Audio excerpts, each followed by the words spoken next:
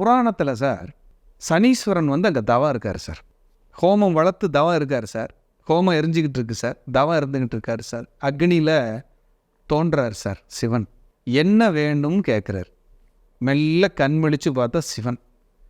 நீ வந்து இங்கே உட்காந்துட்டேன்னா உன்னோட தொழில் ஸ்தானம், உன்னோட ஆயுள் ஸ்தானம், உன்னோட கர்மஸ்தானத்தில் யாருப்பா பார்க்கறது?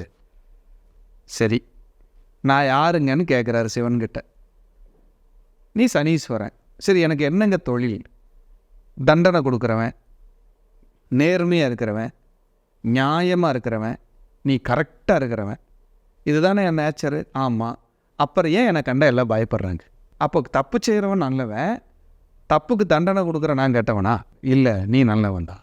சரி, எந்திரிச்சு வா, நீ போ வேலைப்பா. நான் எந்திரிச்சு வரமாட்டேன். எனக்கு ஒரு விமோச்சனம் கொடு, எனக்கு ஒரு விட தெரியணும், அப்போ தான் நான் இதை செய்வேன். சரி, என்ன வேணும்? நான் வந்து எப்போவுமே என்னை பார்த்தா பயப்படுறாங்க. அப்படிப்பட்ட எனக்கு இந்த திருக்கொள்ளிக்காடில் நான் உட்கார்ந்துருக்கிற இடத்துல, நிற்கிற இடத்துல சனியை பார்த்தா தான் இழந்ததை மீட்க முடியும்.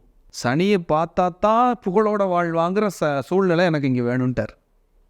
அப்படியே ஆகட்டும்ங்கிறார். அதுக்குத்தான் அந்த பதிகம் ஓங்கு புகழ் கொள்ளிக்காடாரே.